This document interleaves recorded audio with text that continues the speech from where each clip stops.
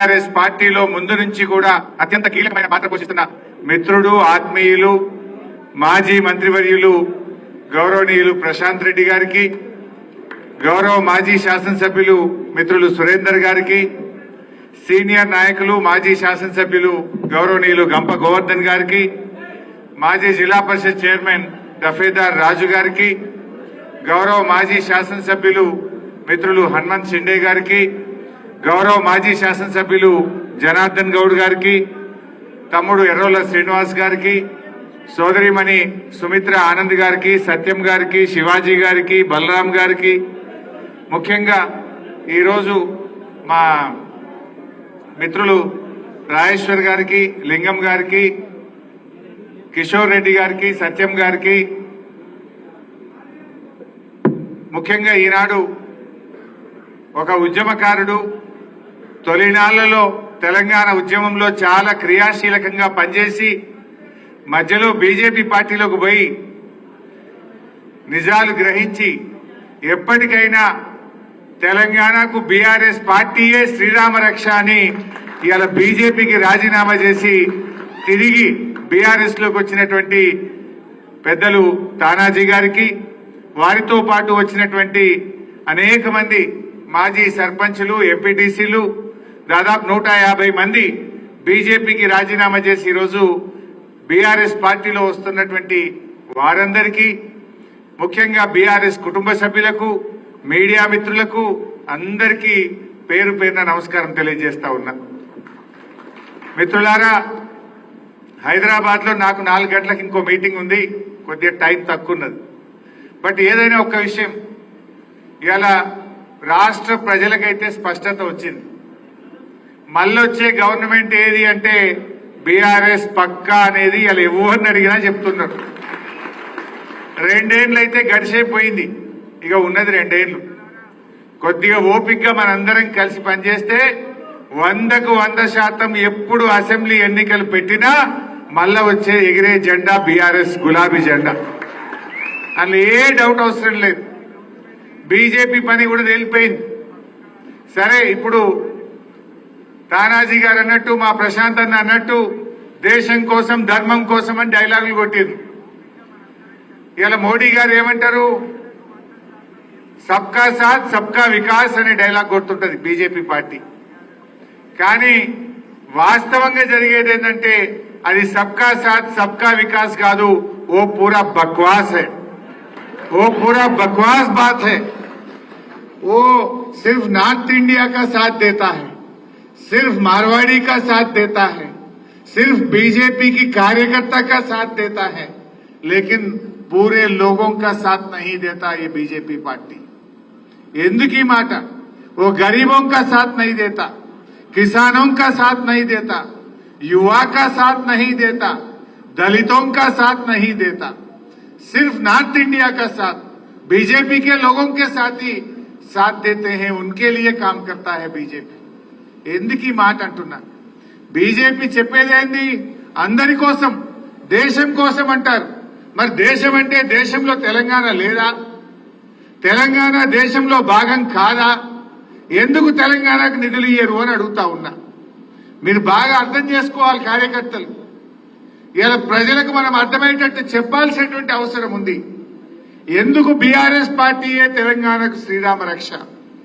ఈ జాతీయ పార్టీలు తెలంగాణకు ఏ రకంగా అన్యాయం చేస్తాయో మనం చెప్పవలసిన బాధ్యత కూడా మన మీద ఉంది. ఇలా గోదావరి నది తెలంగాణలో ఎక్కడ ప్రవేశిస్తుంది భయ్? మన నిజామాబాద్ జిల్లా కందకుర్తి కాడ ప్రవేశిస్తుంది, మా జుక్కల్ కాన్స్టిట్యున్సీలో వస్తుంది. కందకుర్తిలో గోదావరి వచ్చి తెలంగాణ గుండా ప్రవహించి కింద పోయి ఆంధ్రలో కలుస్తుంది. కానీ ఇదే బీజేపీ ఇప్పుడు 2027లో గోదావరి పుష్కరాలు జరగాలంటే ఆంధ్రాకు 100 కోట్ల రూపాయలు ఇచ్చిండ్రు. 8 ఎంపీలు గెలిపిస్తే తెలంగాణకు గుండు సున్నా పెట్టింది. మరి గోదావరి నది తెలంగాణలో లేదా? గోదావరి పుష్కరాలకు బీజేపీ ఎందుకు నయా పైసా తెలంగాణకు ఇవ్వదు అని నేను అడుగుతా ఉన్నా. గోదావరి నది తెలంగాణలో బారాన ప్రవహిస్తుంది, ఆంధ్రలో ఉండేది 10-20 పైసలు. మరి ఆంధ్రకేమో 100 కోట్లు ఇచ్చినావు, తెలంగాణకు 1 రూపాయి ఇవ్వకపోతే ఈ గెలిచిన 8 ఎంపీలు ఎందుకు మాట్లాడరు? ఇద్దరు కేంద్ర మంత్రులు ఎందుకు నోరు మూసుకుంటారు? మనం అర్థం చేసుకోవాల్సింది ఏంది? ఆంధ్రప్రదేశ్ లో తెలుగుదేశం పార్టీ గెలిచింది గనక, రీజనల్ పార్టీ ఒక ఉంది గనక వాళ్ళ చేతిలో ఎంపీలు ఉంటే ఢిల్లీలో మెడలు వంచి పైసలు తెచ్చుకున్నారు. ఇలా బీజేపీ 8 ఎంపీల జాగల బీఆర్ఎస్ పార్టీకే 8 ఎంపీలు ఉంటే ఢిల్లీ మెడలు వంచి పైసలు లేకపోదుమా? ఎవడన్నా ఒక్క బీజేపీ ఎంపీ మాట్లాడుతుండా? దయచేసి మీరు అర్థం చేసుకోండి. ఇది ఒక్క విషయమే కాదు, 157 ప్రభుత్వ మెడికల్ కాలేజీలు కేంద్ర ప్రభుత్వం ఈ దేశంలో ఇచ్చిండ్రు. తెలంగాణకు ఒక్కటన్నా ఇచ్చిండ్రా? ఒక్క మెడికల్ కాలేజీ కూడా కేంద్ర ప్రభుత్వం తెలంగాణకు శాంక్షన్ చేయలే. మెడికల్ కాలేజీలు ఇవ్వరు, నవోదయ విద్యాలయాలు ఇయ్యరు, గోదావరి నది పుష్కరాలకు రూపాయి ఇయ్యరు. మరి ఏం చేసింది బీజేపీ? ఇంకోటి చెప్పాలి మీకు, మన ఎల్లారెడ్డి, మన నిజామాబాద్ అన్నపూర్ణ జిల్లా అంటారు దీన్ని. వరి ధాన్యం అద్భుతంగా పండించే జిల్లా. ఇవాళ కేసీఆర్ నాయకత్వంలో 10 ఏళ్లల్లా దేశానికే ధాన్యాగారంగా కేసీఆర్ మార్చిండు. ఇవాళ ఈ దేశంలో అత్యధిక వరి పండించే రాష్ట్రం ఏది? తెలంగాణ. ఇవాళ ఒకప్పుడేమో మనం బియ్యం తెచ్చుకుందాం పక్క రాష్ట్రాలకి, ఇప్పుడు సగం దేశానికి అన్నం తినిపిస్తుంది తెలంగాణ. సగం దేశానికి అన్నం పెడుతుంది తెలంగాణ. వాటికనే అయిందా? ఏమన్నా మంత్రం వేస్తే అయిందా? 24 గంటల కరెంట్ ఇచ్చిండు కేసీఆర్, రైతు బంధు పథకం తెచ్చిండు కేసీఆర్, మిషన్ కాకతీయలో చెరువులు బాగా చేసిండు కేసీఆర్, ఇవాళ ప్రాజెక్టులు కట్టిండు కేసీఆర్, పెండింగ్ ప్రాజెక్టులు పూర్తి చేసిండు కేసీఆర్, పండిన పంటను ప్రతి గింజ కొన్నది కేసీఆర్ ప్రభుత్వం.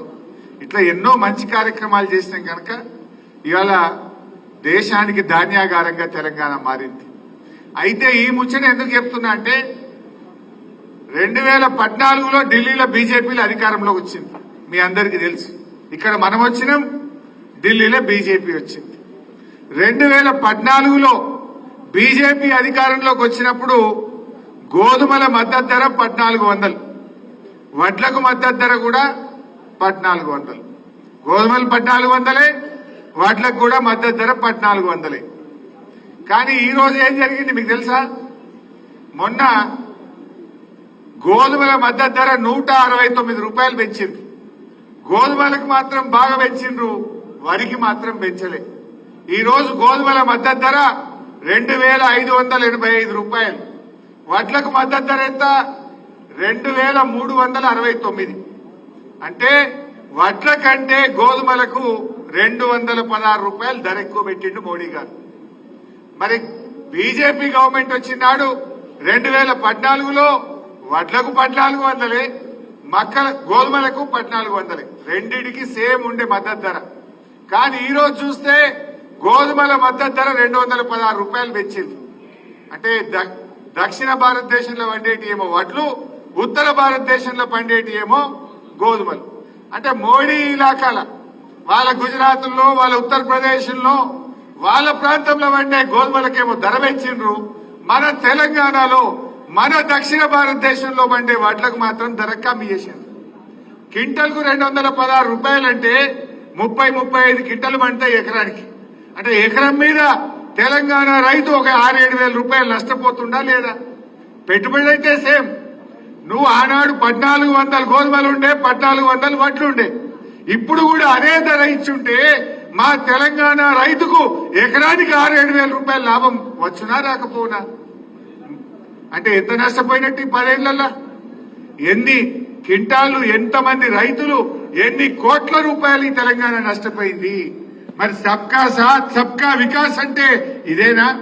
ఇది బక్వాస్ కాదా? సబ్కా సాత్ సబ్కా వికాస్ అంటే మరి మన వడ్లకు కూడా గోధుమలతో పాటు సమానంగా 2585 రూపాయల మద్దతు ధర ఇవ్వాల్సినటువంటి అవసరం ఉంది. దీని మీద బీజేపీ ఎంపీలు ఎవరైనా అడుగుతాడా? కేంద్ర మంత్రి కిషన్ రెడ్డి నోరిపుతాడా? బండి సంజయ్ మాట్లాడతాడా? ఒక్కరు కూడా మాట్లాడరు. వీళ్ళకి వాళ్ళని చూస్తేనే భయం పట్టుకుంటుంది. మరి అదే బీఆర్ఎస్ ఎంపీలు ఉండుంటే నువ్వు ఏదైనా గోధుమలకు బాగా పెంచినావు, మా వడ్లకు ఎందుకు ఇవ్వని ఇలా గట్టిగా అడిగే సత్తా ఒక బీఆర్ఎస్ పార్టీకి మాత్రమే ఉంటది అనేటువంటి విషయం నేను మీకు మనవి చేస్తా ఉన్నా. ఇవన్నీ మనం గమనించాలి. ఇలా మన బడ్జెట్ పెట్టిండ్రు, కేంద్ర బడ్జెట్ పెట్టిండ్రు. కేంద్ర బడ్జెట్ లో ఆంధ్రప్రదేశ్ కి ఏమో స్పెషల్ ప్యాకేజీలు ఇచ్చిండ్రు, తెలంగాణకి ఏమైనా ఇచ్చిండ్రా? ఆయన అమరావతికి ప్యాకేజీలు ఇచ్చిండ్రు, విశాఖకు ప్యాకేజీలు ఇచ్చిండ్రు, విశాఖ ఉక్కుకు ప్యాకేజీలు ఇచ్చిండ్రు. సరే వాళ్ళకి ఎందుకు ఇచ్చిండ్రని నేను అంటలేను, ఇయ్యండ్రి, బరాబర్ ఇయ్యండ్రి. కానీ తెలంగాణకి ఎందుకు ఇయ్యరు? ఇయ్యమని ఈ తెలంగాణ బీజేపీ ఎంపీలు కేంద్ర మంత్రులు ఎందుకు నోరు విప్పరు అని నేను అడుగుతా ఉన్నా. మరి దేశం కోసం అంటే దేశంలో తెలంగాణ లేదా? కేంద్ర బడ్జెట్ల గుండు సున్నా, గోదావరి పుష్కరాల్లో గుండు సున్నా, మెడికల్ కాలేజీల్లో గుండు సున్నా, నవోదయ విద్యాలయాలు ఇవ్వమంటే గుండు సున్నా, చివరికి వడ్లకు మద్దతు ధర ఇవ్వమంటే మొండి చేయి చూపిస్తుంది. మరి ఏం చేసినట్టు ఇది సబ్కా సాత్ వికాస్ అవుతుందా? ఇది బక్వాస్ కాదా? మరి ఎందుకు బీజేపీకి మనం ఓటేయాలి? బీజేపీకి ఓటేసిన పాపానికి ఒక్కొక్క రైతుకు ఒక ఎకరానికి 7,000 రూపాయల నష్టం జరుగుతా ఉంది. అంటే బీజేపీకి ఓటేసి 7,000 తుట్టి కావాలన్నా మన రైతు? మనం ఓటేసినందుకు 7,000 నష్టపోవడెందుకు? బీజేపీ కళ్ళు తెరిపియాలంటే మా తెలంగాణలో పండేదే వరి. మా తెలంగాణలో 80% వరే పండుతుంది, మిగతాదంతా కూడా తక్కువ ఉంటది మనకు. మరి ఆ వడ్లల్లో ఇవాళ అన్యాయం అయితలేదా? ఆనాడు 2014లో ఢిల్లీలో బీజేపీ అధికారంలోకి వచ్చినాడు వడ్లైనా వరి అయినా గోధుమలైనా 1400 ధర ఉండే. ఇప్పుడు ఎందుకు మారింది అంటే వాళ్ళ మనుషులకు మాత్రమే వాళ్ళు సేవ చేస్తారు. తెలంగాణలో పెట్టుబడులు పెట్టాలంటే నిధులు ఇయ్యరు, తెలంగాణ పరిశ్రమలకు నిధులు ఇయ్యరు, తెలంగాణ రైల్వే లైన్లకు నిధులు ఇయ్యరు, తెలంగాణ హైవే పనులు ఆపుతారు. ఇలా హైదరాబాద్ చుట్టూ రీజనల్ రింగ్ రోడ్ 5 ఏళ్ల నుంచి గాలినే ఊలాడుతున్నది, అది ముందుకు పోతలేదు. రేవంత్ రెడ్డి అడగడు, మోడీ ఇయ్యడు. అంటే ఈ రోజు మనం ఆలోచించాల్సింది తెలంగాణ ప్రజలు, రేపు మనం గవర్నమెంట్ ఎట్లా వస్తుంది? ఖచ్చితంగా రేపు వచ్చే గవర్నమెంట్ బీఆర్ఎస్ గవర్నమెంటే. అయితే ఎమ్మెల్యేలు రాష్ట్ర ప్రభుత్వం కాదు, దాంతో పాటు కేంద్రంలో కూడా కీలక పాత్ర పోషించాలంటే బీఆర్ఎస్ పార్టీ ఎంపీలు గెలవాల్సిన అవసరాన్ని కూడా ఇవాళ మనం గమనించాలి. ఎంపీలు ఉన్నాయి కనుకనే ఒక రీజనల్ పార్టీ ఆంధ్రప్రదేశ్ లో బలంగా ఉంది కనుకనే ఇలా ఆంధ్రప్రదేశ్ కు నిధులు వస్తున్నాయి.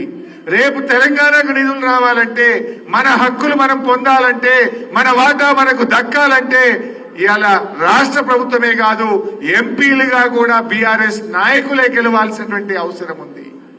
ఇలా అన్ని అర్థమైనాయి. రేవంత్ రెడ్డి వచ్చినాక ఏముంది? అన్ని తిరోగమనమే కదా. భూములు అమ్ముతున్నాయా? ఇప్పుడు భూముల ధరలు తగ్గినాయా పెరిగినాయా? ఏమైనాయి? రేవంత్ రెడ్డి వచ్చినాక పన్నులు వేసుడు తప్ప కొత్తగా ప్రజలకు ఇచ్చింది ఏం లేదు. అయితే రద్దు లేకపోతే పన్నులు వేస్తాడు, ప్రజల మీద భారం వేసిండు. బీర్ల ధరలు పెంచిండా లేదా? విస్కీ ధర పెంచిండా లేదా? విత్తనాల ధర పెంచిండా లేదా? ఆర్టీసీ బస్ ఛార్జీల ధర పెంచిండా లేదా? అన్ని పెంచుడే. ఆడోళ్ళకు ఫ్రీ అన్నాడు, మగోళ్లకు డబుల్ చేసిండు.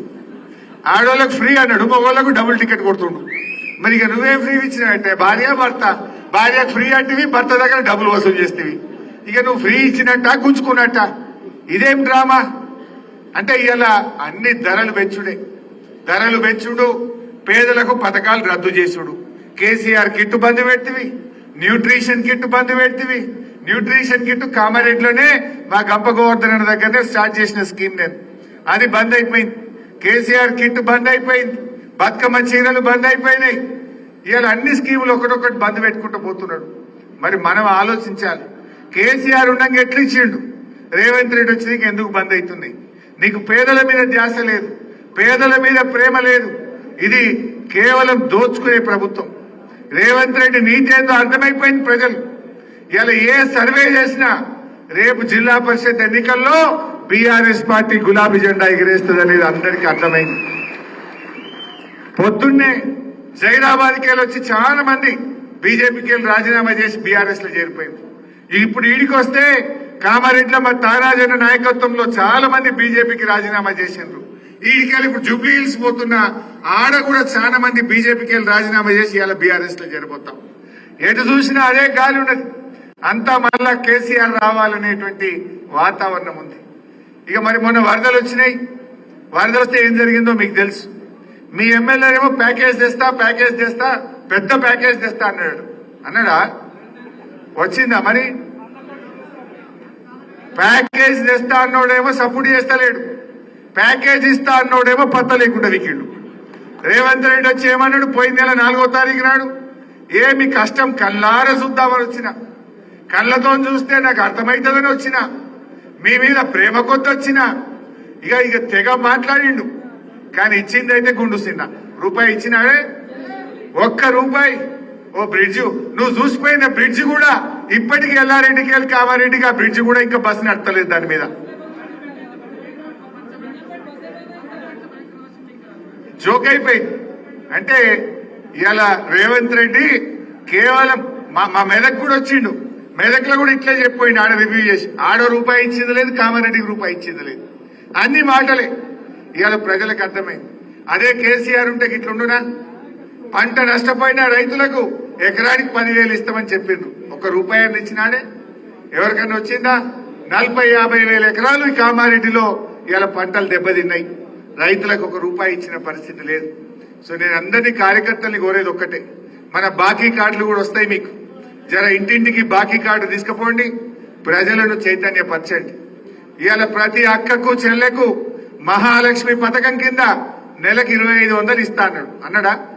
ఇప్పుడు 22 నెలలు నిండింది, 22 నెలలు ఇంటూ 2,500 అంటే ఒక్కొక్క మహిళకు 55,000 రూపాయలు కాంగ్రెస్ పార్టీ బాకీ పడ్డది. ఎవడన్నా కాంగ్రెస్ వాడు వస్తే బిడ్డ 55,000 ఖచ్చితంగా నువ్వు మాట్లాడాలరా అని చెప్పి గల్ల పట్టుకొని కాంగ్రెస్ వాడు నిలదీయాలి. ఇవాళ వృద్ధులు వితంతువులు 200 ఉన్న పెన్షన్ ను 10 అంతలు పెంచి 2,000 చేసిండు కేసీఆర్, 10 అంతలు పెరిగింది. రేవంత్ రెడ్డి ఏమన్నాడే, డిసెంబర్ లో ఇందిరమ్మ రాజ్యం వస్తుంది, అవ్వకిస్తా తాతకిస్తా, 4,000 ఇస్తా, అత్తకిస్తా కోడలికి ఇస్తా. అత్త లేదు, కోడలు లేదు, 4,000 లేదు, ఇచ్చే 2,000 2 నెలలు కొత్త పెట్టిండు. ఎవరైనా ముసలాలను చూడు 2 నెలలు ఎగబెట్టిండు, ఆ ఇచ్చే 2,000 2 నెలలు ఎగబెట్టిండు రేవంత్ రెడ్డి. మరి ఆడవైన 4,000 లెక్క ప్రకారంగా ప్రతి అవ్వకు తాతకు అత్తకు కోడలకు కాంగ్రెస్ పార్టీ 44,000 రూపాయల పెన్షన్ డబ్బులు బాకీ పడ్డది. ఎవడన్నా లోకల్ బాడీ ఎన్నికల్లో కాంగ్రెస్ వచ్చి ఓటు అడిగితే ఆ అవ్వ కావచ్చు, తాత కావచ్చు, మా కోడలు పిల్ల కావచ్చు, బిడ్డ 44,000 పెట్టినాకనే నువ్వు ఓటు అడగాలరా అని చెప్పాలి వాడికి. రైతు బంధు ఏమైంది మీకు తెలియదా? 15,000 ఇస్తా. అప్పుడు మనం ఎలక్షన్లల్లా మనం రైతు బంధు వేస్తున్నాము అని నేను చెప్పిన, పోయిండు ఎలక్షన్ కమిషన్ లో కంప్లైంట్ ఇచ్చిండు, బీఆర్ఎస్ పైసలు వేస్తుండ్రు ఇయ్యద్దు ఆపాలన్నాడు. ఏమన్నాడు ఇంకా, ఇప్పుడైతే 10,000, డిసెంబర్ అయిపోతే 15,000 వస్తాయన్నాడు. వచ్చినాయా 15,000? పోయిన వానకాలం ఎగదొప్పిండు, పోయిన యాసంగి 3 ఎకరాలకు ఇచ్చిండు, మీదోళ్ళకి ఎగదొప్పిండు. మొన్న ఇప్పుడు పంచాయతీ ఎన్నికలు పెట్టాలని 12,000 ఇచ్చిండు. దానికి కూడా ఏం డ్రామా, కౌలు రైతుకి ఇస్తా, ఇద్దరికి ఇస్తా, 15,000 ఇస్తా. ఇప్పుడు కౌలు రైతు అంటే ముచ్చట్నే ఎత్తలేడేవాడు. కౌలు రైతు గురించి ఏమైనా అంటే అది రైతు కౌలు రైతు వాళ్ళే చూసుకుంటారు. ఎలక్షన్ల ముంగటనేమో రజనీకాంత్, ఎలక్షన్ అయిపోతే గజనీకాంత్. ఏం డ్రామా ఇది? అప్పుడేమో ఈయనకిత్తా ఈయనకి ఎగబెట్టా, ఈయనకిత్తా ఆయనకి ఎగబెట్టాలి. ఇప్పుడేమంటుండు వాళ్ళే చూసుకోవాలి. కౌలు రైతులకు ఎగబెట్టిండు, రైతు బంధు ఎగబెట్టిండు. ఇవాళ ఇవన్నీ కూడా మీ అందరికీ తెలిసిన విషయాలు. 2 లక్షల ఉద్యోగాలు అన్నాడు, ఒక్క సంవత్సరమే 2 లక్షలు ఇస్తా అన్నాడు. 2 ఏళ్ళే 80 ఉద్యోగాలు, సబ్బులు లేదు. కేసీఆర్ గారు నోటిఫికేషన్ ఇచ్చి, కేసీఆర్ పరీక్ష పెట్టి, కేసీఆర్ ఫలితాలు ఇస్తే వాళ్ళకి కాయిదాలు వచ్చి నేను ఇచ్చిన అంటాడు. ఇక నేను మొన్న పేరు పెట్టినా, రేవంత్ రెడ్డి అంటే సీఎం కాదినా కటింగ్ మాస్టర్, సీఎం అంటే కటింగ్ మాస్టర్. జేబులో కత్తెర పెట్టుకొని తిరుగుతాడు రేవంత్ రెడ్డి. ఏడన్నా ఓ కేసీఆర్ కట్టిన బ్రిడ్జ్ రిబ్బన్ కత్తిరిస్తాడు, కేసీఆర్ కట్టిన దవాఖానకు పోయి రిబ్బన్ కత్తిరిస్తాడు, కేసీఆర్ చేసిన పనులకు అయితే రిబ్బన్ అన్న కత్తిరిస్తాడు, కేసీఆర్ పెట్టిన పథకాలన్నా కటింగ్ పెడతాడు. కేసీఆర్ కిట్ బంధు, న్యూట్రిషన్ కిట్ బంధు, బతుకమ్మ చీరలు బంధు, ఈ పథకాలన్నా కటింగ్ పెడతాడు. ఆయన చీఫ్ మినిస్టర్ కాదు, కటింగ్ మాస్టర్. ఈ రిబ్బన్ కత్తిరిస్తాడు, లేకపోతే పథకాలు కత్తిరిస్తాడు. ఇంతకు మించి ఏమైనా ఉన్నదా ఈ కటింగ్ మాస్టర్ది? అందువల్ల ప్రజలకు అన్ని అర్థమైంది, పాలేందో నీళ్ళేందో తేలిపోయింది. తప్పకుండా భవిష్యత్తు మనదే. నాకైతే సంపూర్ణమైన విశ్వాసం ఉంది, రేపు తెలంగాణలో ఎప్పుడు ఎన్నికలు వచ్చినా 100 సీట్లు బీఆర్ఎస్ పార్టీ గెలిచి తీరుతుంది. ఎవడెవడు అధికారులు పోలీసు వాళ్ళు మా కార్యకర్తలు తిప్పలు పెడుతుర్రో బిడ్డ మీ సంగతి చెప్తాం, మిమ్మల్ని ఇచ్చిపెట్టేది లేదు, జాగ్రత్త అని హెచ్చరిస్తా ఉన్నా. అయిపోయింది గవర్నమెంట్, వచ్చేది బీఆర్ఎస్ఏ. పోలీస్ అధికారులు ఇంకా ఎవరైనా అధికారులు జాగ్రత్తగా ఉండండి అని కూడా ఈ సందర్భంగా నేను హెచ్చరిస్తా ఉన్నా. పోయిన 10 ఏళ్ళు ఊకున్నాం. పోయిన 10 ఏళ్ళు కేసీఆర్ గారు ఎంతసేపు కొత్తగా కష్టపడి తెలంగాణ తెచ్చుకున్నాం, త్యాగాల తెలంగాణ, ఇది అభివృద్ధి జరగాలని నిరంతరం నిమిషం తెలంగాణ అభివృద్ధిలో పనిచేసినాం. కానీ ఈ తప్ప అభివృద్ధి చేస్తాం, ఎక్స్ట్రాలు చేసిన అధికారులకు వడ్డీతో సహా చెల్లిస్తాం, జాగ్రత్త. అది నాయకుడైనా కొంతమంది కాంగ్రెస్ ఎమ్మెల్యేలు కన్నులు ఎత్తికెక్కి మాట్లాడుతున్నారు. ఎవడన్నా బీఆర్ఎస్ వాడు పోస్ట్ పెట్టే చాలు వాడిని అరెస్ట్ చేస్తున్నారు. బీఆర్ఎస్ వాళ్ళు ఉన్నదని నిలదీస్తే కేసులు పెడతా ఉన్నారు. బిడ్డ నువ్వేమైనా పర్మనెంటా? నువ్వు కేసులు ఎక్కువ తక్కువ పెడితే రేపొద్దున నువ్వు కూడా ఇరుక్కుంటావు, జాగ్రత్త అని చెప్పి కూడా ఆ ఎమ్మెల్యేలను ఆ కాంగ్రెస్ నాయకులను కూడా నేను ఈ సందర్భంగా హెచ్చరిస్తా ఉన్నా. అందువల్ల కార్యకర్తలారా, మన లీగల్ టీం మీకు వెన్నంటి ఉంటది. ప్రశాంత్ అన్న ఈ జిల్లాలో మీకు వెన్నంటి, మీకు అండగా ప్రశాంత్ అన్న ఉంటాడు, బీఆర్ఎస్ పార్టీ ఉంటది. ధైర్యంగా ముందుకు పోండి, భవిష్యత్తు మనదే. ఎగిరే జెండా గులాబీ జెండా, ఎవరు అనుమానం పెట్టుకోవాల్సిన అవసరం లేదు. మంచిగా ముందుకు పోదాం, అందరం కలిసికట్టుగా మన గవర్నమెంట్ తెచ్చుకుందాం, ప్రజలకు మేలు చేద్దాం. ప్రజలకు అన్ని విషయాలు కూడా అర్థమైనాయి. ఇంకా చాలా విషయాలు మాట్లాడాల్సి ఉండే కానీ నాకు ఇంకొక మీటింగ్ ఉంది. మళ్ళా ఎన్నికల టైంలో వచ్చినప్పుడు ఇంకా వివరంగా మాట్లాడుకుందాం. మరి ముఖ్యంగా అమెరికా నుంచి వచ్చి తమ్ముడు కిషోర్ రెడ్డి, ఇలా అమెరికా నుంచి వచ్చి బీఆర్ఎస్ పార్టీలో చేరిన కిషోర్ రెడ్డి గారికి, ముఖ్యంగా నా మిత్రుడు తానాజీ గారికి హృదయపూర్వకంగా స్వాగతం, సుస్వాగతం. జై తెలంగాణ.